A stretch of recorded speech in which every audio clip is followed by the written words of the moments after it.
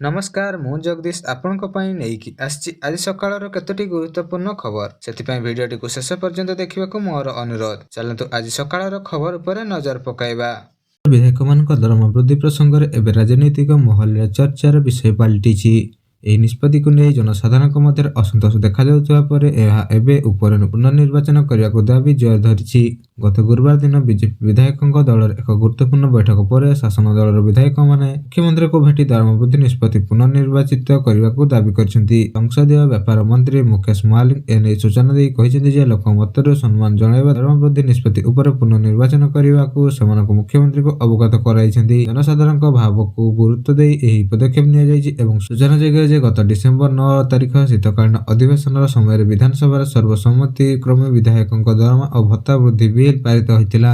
ଏଥିରେ ବିଧାୟକଙ୍କ ମୋଟ ଦରମା ଓ ଭତ୍ତା 1 ଲକ୍ଷ ଟଙ୍କାରୁ ବୃଦ୍ଧି କରି 3,43,000 ଟଙ୍କାକୁ ବୃଦ୍ଧି କରାଯାଇଥିଲା, ପ୍ରାୟ 3 ଗୁଣ ବଢିଥିଲା। ଏହା ସହିତ ପୂର୍ବତନ ବିଧାୟକଙ୍କ ପେନସନ ରାଶି ମଧ୍ୟ ବୃଦ୍ଧି ଘଟିଥିଲା। ଚାଲନ୍ତୁ ନଜର ପକାଇବା ପରବର୍ତ୍ତୀ ଖବର ଉପରେ। ଲୋକସଭାରେ ମନରେଗା ନାମ ପରିବର୍ତ୍ତନ ବିଲ୍ ପାରିତ ହୋଇଛି। ଏହି ବିଲ୍ ଅନୁଯାୟୀ ମନରେଗା ନୂଆ ନାଁ ହେବ ଭିବିଜି ରାମଜି। କୃଷିମନ୍ତ୍ରୀ ଶିବରାଜ ସିଂ ଚୌହାନ ବିଲ୍ ଉପରେ ଉତ୍ତର ରଖିଥିବା ବେଳେ କହିଛନ୍ତି ଯେ ପ୍ରଥମେ ଏହି ଯୋଜନା ନରେଗା ନାମରେ ଥିବା ବେଳେ ପରେ ଏହା ରାଜନୈତିକ କାରଣରୁ ମହାତ୍ମା ଗାନ୍ଧୀଙ୍କ ନାଁ ଯୋଡା ଯାଇଥିଲା। କିନ୍ତୁ ଉପରେ ଆଲୋଚନା ସମୟରେ ବିରୋଧୀ ଦଳ ତୀବ୍ର ପ୍ରତିବାଦ କରି ସ୍ଲୋଗାନ ଦେଇଥିଲେ ଏବଂ ଗୃହ ମଝିକୁ ପଶି ଆସିଥିଲେ। ବିରୋଧୀଙ୍କ ବିରୋଧ ସତ୍ତ୍ୱେ ବିଲ୍ଟିକୁ ଭଏସ୍ ଭୋଟ ମାଧ୍ୟମରେ ପାରିତ କରାଯାଇଥିବା ବିରୋଧୀ ଦଳ ଏହାକୁ ମହାତ୍ମା ଗାନ୍ଧୀଙ୍କ ନାଁ ହଟାଇବା ଭାବେ ଦେଖି ଅସନ୍ତୋଷ ପ୍ରକାଶ କରିଛନ୍ତି। ଚାଲନ୍ତୁ ନଜର ପକାଇବା ପରବର୍ତ୍ତୀ ଖବର ଉପରେ। କୋରାପୁଟ ଜିଲ୍ଲାରେ ଗତ ଗୁରୁବାର ଦିନ ସବୁଠାରୁ ଅଧିକ ଥଣ୍ଡା ଅନୁଭୂତ ହେଉଥିବା ବେଳେ ଦାମନଯୋଡ଼ିରେ ଚଳିତ ବର୍ଷର ସର୍ବନିମ୍ନ ତାପମାତ୍ରା 2.9 ଡିଗ୍ରୀ ସେଲସିୟସ ରେକର୍ଡ କରାଯାଇଛି। ମିଳିଥିବା ସୂଚନା ଅନୁଯାୟୀ ଘନ କୁହୁଡ଼ି ସ୍ଥିତିକୁ ଆହୁରି ଖରାପ କରିଦେଇଛି ଏବଂ ଦୈନନ୍ଦିନ ଜୀବନ ଏବଂ ବାହ୍ୟ କାର୍ଯ୍ୟକଳାପ ବ୍ୟାହତ ହୋଇଛି। ଏପରି ପ୍ରବଳ ଶୀତରେ ବାହାରକୁ ପାଦ ଦେବା କଷ୍ଟକର ହେଉଥିବା ବେଳେ କୋରାପୁଟ ସେମିଳିରେ 3.9 ଡିଗ୍ରୀ ଏବଂ ଦ୍ୱିତୀୟ ସ୍ଥାନ ଥିଲାବେଳେ ତାପରେ ଲାମତାପୁରରେ 4.3 ଡିଗ୍ରୀ ସେଲସିୟସ, ନନ୍ଦପୁରରେ 4.6 ଡିଗ୍ରୀ ସେଲସିୟସ ଥିବା ଅନ୍ୟ ପକ୍ଷରେ କୋରାପୁଟରେ 6.4 ଡିଗ୍ରୀ ସେଲସିୟସ ତାପମାତ୍ରା ରେକର୍ଡ ହୋଇଥିଲା। ଭାରତୀୟ ପାଣିପାଗ ବିଭାଗ IMD ଅନୁଯାୟୀ ଓଡ଼ିଶାର ଅନ୍ୟ ସ୍ଥାନଗୁଡ଼ିକ ମଧ୍ୟରେ ପାରଦ ପ୍ରାୟ 10 ଡିଗ୍ରୀ ସେଲସିୟସ କିମ୍ବା ତାଠାରୁ କମ୍ ରହିଥିବା ବେଳେ କନ୍ଧମାଳ ଜିଲ୍ଲା, ଉଦୟଗିରି, ଫୁଲବାଣୀ ଏବଂ ଦାରିଙ୍ଗବାଡ଼ିରେ ଯଥାକ୍ରମେ 5 ଡିଗ୍ରୀ ସେଲସିୟସ ଏବଂ 7.5 ଡିଗ୍ରୀ ସେଲସିୟସ ଏବଂ 8 ଡିଗ୍ରୀ ସେଲସିୟସ, ଝାରସୁଗୁଡ଼ା 8.2, ବରଗଡ଼ ଚିପଲିଆରେ 8.4 ଡିଗ୍ରୀ ସେଲସିୟସ, ସୁନ୍ଦରଗଡ଼ରେ, ବୌଦ୍ଧ ଏବଂ କିରୋଇ ପ୍ରତ୍ୟେକରେ 9.3 ଡିଗ୍ରୀ ସେଲସିୟସ ତାପମାତ୍ରା ରହିଥିଲା। ଏହା ସହିତ ନବରଙ୍ଗପୁରରେ 9.8 ଡିଗ୍ରୀ ସେଲସିୟସ ତାପମାତ୍ରା ରହିଥିବା ବେଳେ ରାଉରକେଲାରେ 10 ସେଲସିୟସ ତାପମାତ୍ରା ରହିଛି। ସେହିପରି ଭୁବନେଶ୍ୱର ଏବଂ କଟକରେ ଯଥାକ୍ରମେ 13.4 ଡିଗ୍ରୀ ସେଲସିୟସ ରେକର୍ଡ ହୋଇଛି ତାପମାତ୍ରା। ରାଉରକେଲା ଏବଂ ଫୁଲବାଣୀ ମଧ୍ୟ ଘନ କୁହୁଡ଼ି ଏବଂ ଭବାନୀପାଟଣାରେ ମଧ୍ୟ ଘନ କୁହୁଡ଼ି ଦେଖିବାକୁ ମିଳିଛି। ଚାଲନ୍ତୁ ନଜର ପକାଇବା ପରବର୍ତ୍ତୀ ଖବର ଉପରେ। ଚଳିତ ମାସ 23 ତାରିଖ ଠାରୁ ଖରିଫ ଋତୁ ଧାନ ସଂଗ୍ରହ କରିବେ ସରକାର। ତେଣୁ ଜିଲ୍ଲା ଓ ବ୍ଲକ ସବୁଠି ପ୍ରସ୍ତୁତି ଜୋରଦାର କରାଯାଇଥିବା ବେଳେ ଘନ ଘନ ବୈଠକ ବସିବା ସହ ଚାଷୀ ମିଲନ ସମବାୟ ଓ ଯୋଗ ବିଭାଗକୁ ନେଇ ଆଲୋଚନା ଜାରି ରହିଛି। ଏହି ପରିପ୍ରେକ୍ଷୀରେ ଗଞ୍ଜାମ ଜିଲ୍ଲା ବୁଗୁଡା ବ୍ଲକ କାର୍ଯ୍ୟାଳୟ ପରିସର ସଭାଗୃହଠାରେ ମଧ୍ୟ ଏକ ବୈଠକ ଅନୁଷ୍ଠିତ ହୋଇଛି। ଏଥିରେ ପଲସାର ବିଧାୟକ ତଥା ରାଜ୍ୟ ମତ୍ସ୍ୟ ଓ ପ୍ରାଣୀ ସମ୍ପଦ ବିଭାଗ ବିଭାଗୀୟ ମନ୍ତ୍ରୀ କୁଳନାଥ ମଲ୍ଲିକ ଯୋଗ ଦେବା ସରକାରଙ୍କ ନୀତି ନିୟମ ଅନୁଯାୟୀ ଚାଷୀମାନେ କେବଳ ମଣ୍ଡିରେ ଧାନ ଦେଇ ଏହାର ସଠିକ ମୂଲ୍ୟ ବାବଦକୁ କ୍ୱିଣ୍ଟାଲ ପିଛା 3100 ଟଙ୍କା ପାଇବା ସହ ସମ୍ପୂର୍ଣ୍ଣ ଭାବେ କଟନୀ ଛଟନୀ ପ୍ରଥମକୁ ବନ୍ଦ କରିବାକୁ ନିର୍ଦ୍ଦେଶ ଦେଇଛନ୍ତି। ବୈଠକରେ ତହସିଲଦାର ତାପସ ରାଉତ, ବିଡିଓ ଦ୍ୟୁତିକୃଷ୍ଣ ପତ୍ର, ବ୍ଲକ କୃଷି ଅଧିକାରୀ ହରପ୍ରିୟା ବେହେରା, ବ୍ଲକ ଅଧ୍ୟକ୍ଷ ପ୍ରତିନିଧି କେ ନୀଳମାଧବ ଆଚାରୀ, ବ୍ଲକ ଉପାଧ୍ୟକ୍ଷ ମାନସ ରଞ୍ଜନ ପ୍ରଧାନ ପ୍ରମୁଖ ମଞ୍ଜାସିନୀ ରହିଥିବା ବେଳେ ଏଥିରେ ବ୍ଲକ ବିଧାୟକ ପ୍ରତିନିଧି ହରିକୃଷ୍ଣ ସାହୁ, ଗଙ୍ଗାଧର ନାୟକ, ସରପଞ୍ଚ ଦିଲ୍ଲୀପ ପ୍ରଧାନ, କୃଷି ସମବାୟ ସମିତି ସାଧାରଣ ସଭାପତି କୃଷ୍ଣଚନ୍ଦ୍ର ବିଷୋୟୀ, ବ୍ଲକ ଯୋଗାଣ ଅଧିକାରୀ, ସମସ୍ତ ମିଲର, ସମସ୍ତ କୃଷି ସମବାୟ ସମିତି ସମ୍ପାଦକ ଏବଂ ଚାଷୀମାନେ ଯୋଗ ଦେଇ ଆଲୋଚନାରେ ଅଧିଗ୍ରହଣ କରିଥିଲେ।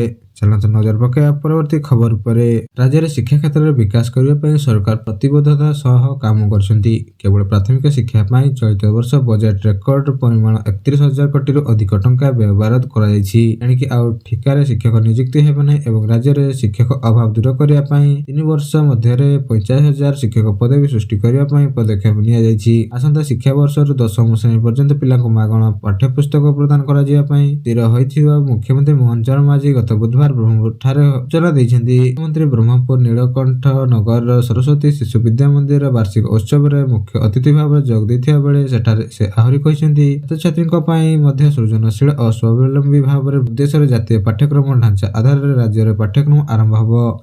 ପ୍ରାଥମିକ ସ୍ତରରେ ପିଲାଙ୍କୁ ଗୁଣାତ୍ମକ ଶିକ୍ଷା ପ୍ରଦାନ କରିବା ପାଇଁ ଗୋଦାବରୀ ମିଶ୍ର ଆଦର୍ଶ ପ୍ରାଥମିକ ବିଦ୍ୟାଳୟ ଯୋଜନା କାର୍ଯ୍ୟକାରୀ ହୋଇଛି। ଏହି ଯୋଜନାରେ ପ୍ରତ୍ୟେକ ପଞ୍ଚାୟତରେ ଗୋଟିଏ ଲେଖାଏଁ ବିଦ୍ୟାଳୟ ସ୍ଥାପନ ହେବ ଏବଂ ପ୍ରତ୍ୟେକ ପଞ୍ଚାୟତରେ 2200 ସ୍କୁଲ ପାଇଁ ଅନୁମୋଦନ ଦିଆଯାଇଛି। ସିବିଏସ୍ଇ ଓ ଆଇସିଏସ୍ଇ ଢାଞ୍ଚାରେ ମାଧ୍ୟମିକ ଶିକ୍ଷା ବୋର୍ଡ ଏବଂ ଉଚ୍ଚ ମାଧ୍ୟମିକ ଶିକ୍ଷା ବୋର୍ଡକୁ ମିଶାଇ ଗୋଟିଏ ବୋର୍ଡ କରାଯିବ ବୋଲି ସେ କହିଛନ୍ତି। ଚାଲନ୍ତୁ ନଜର ପକାଇବା ପରବର୍ତ୍ତୀ ଖବର ଉପରେ। ରାଜ୍ୟରେ ଗରିବ ଓ ଆର୍ଥିକ ଅନଗ୍ରସର ପରିବାରର ଝିଅମାନଙ୍କ ବିବାହ ପାଇଁ ଓଡ଼ିଶା ସରକାର ମୁଖ୍ୟମନ୍ତ୍ରୀ କନ୍ୟା ବିବାହ ଯୋଜନା MKBY ଆରମ୍ଭ କରିଛନ୍ତି। ଏହି ଯୋଜନାରେ ଯୋଗ୍ୟ କନ୍ୟାକୁ ମୋଟ 51,000 ଟଙ୍କାର ଆର୍ଥିକ ସହାୟତା ମିଳିବ। ଏଥିରୁ 35,000 ଟଙ୍କା ସିଧାସଳଖ କନ୍ୟାଙ୍କ ବ୍ୟାଙ୍କ ଖାତାକୁ ଦିଆଯାଇଥିବା ବେଳେ 10,000 ଟଙ୍କା ଉପହାର ସାମଗ୍ରୀ ପାଇଁ ଏବଂ 6,000 ଟଙ୍କା ବିବାହ ଆୟୋଜନ ପାଇଁ ବ୍ୟୟ ହେବ। ଯୋଜନା ଅନୁଯାୟୀ ବିବାହ ସମୟରେ କନ୍ୟାର ବୟସ 18ରୁ 35 ବର୍ଷ ଏବଂ ବରର ବୟସ 21ରୁ 35 ବର୍ଷ ହେବା ଆବଶ୍ୟକ।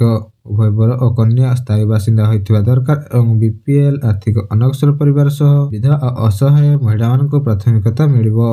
ମହିଳା ଓ ଶିଶୁ ବିକାଶ ବିଭାଗ ଦ୍ୱାରା ଯୋଜନା କାର୍ଯ୍ୟକାରୀ ହେବ ଏବଂ 2025-26ରୁ 2029-30 ପର୍ଯ୍ୟନ୍ତ ଏହା ଚାଲିବ। ସମୂହ ବିବାହକୁ ମଧ୍ୟ ପ୍ରୋତ୍ସାହନ ଦିଆଯିବ ବୋଲି କୁହାଯାଇଛି। ଚାଲନ୍ତୁ ନଜର ପକାଇବା ପରବର୍ତ୍ତୀ ଖବର ଉପରେ। ହଟିବ ଠିକା ଶିକ୍ଷକ ବ୍ୟବସ୍ଥା, ଏଣିକି କେବଳ ନିୟମିତ ଶିକ୍ଷକ ନିଯୁକ୍ତି ହେବେ। ଆସନ୍ତା 3 ବର୍ଷ ମଧ୍ୟରେ ଆମେ 45,000 ନିୟମିତ ଶିକ୍ଷକ ନିଯୁକ୍ତି କରିବୁ ଏବଂ ନୀଳକଣ୍ଠ ନଗର ଶିଶୁ ବିଦ୍ୟା ମନ୍ଦିର ବାର୍ଷିକ ଉତ୍ସବରେ ମୁଖ୍ୟମନ୍ତ୍ରୀଙ୍କ ସୂଚନା ଦେଇଛନ୍ତି। ମାଧ୍ୟମିକ ଓ ଉଚ୍ଚ ମାଧ୍ୟମିକ ବୋର୍ଡରୁ ମିଶାଇ ହେବ ଗୋଟିଏ ବୋର୍ଡ। ଚାଲନ୍ତୁ ନଜର ପକାଇବା ପରବର୍ତ୍ତୀ ଖବର ଉପରେ।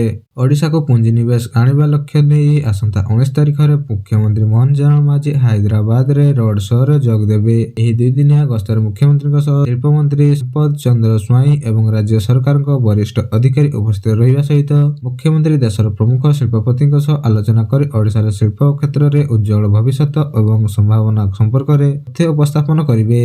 ରାଜ୍ୟରେ ଉତ୍ସର୍ଗୀକୃତ ଶିଳ୍ପ ପାର୍କ, ସୁଦୃଢ଼ ଶିଳ୍ପ ଭିତ୍ତିଭୂମି, ଜମିର ଉପଲବ୍ଧତା, ଦକ୍ଷ କର୍ମଚାରୀ, ରାଜ୍ୟ ସରକାରଙ୍କ ନୀତି ଓ ଏକକ ବତାୟ ଶିଳ୍ପ ଅନୁମୋଦନ ବ୍ୟବସ୍ଥା ସମ୍ପର୍କରେ ସୂଚନା ଦିଆଯାଇଛି। ଚାଲନ୍ତୁ ନଜର ପକାଇବା ପରବର୍ତ୍ତୀ ଖବର ଉପରେ।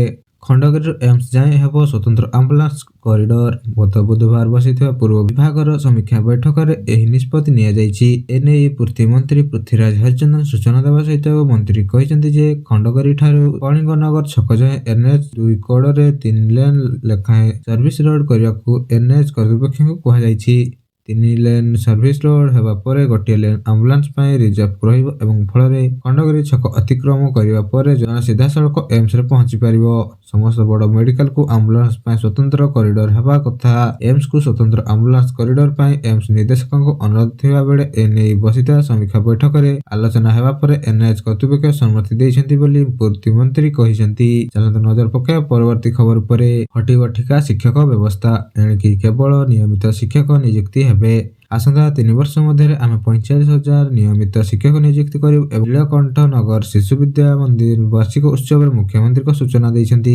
ମାଧ୍ୟମିକ ଓ ଉଚ୍ଚ ମାଧ୍ୟମିକ ବୋର୍ଡରୁ ମିଶାଇ ହେବ ଗୋଟିଏ ବୋର୍ଡ।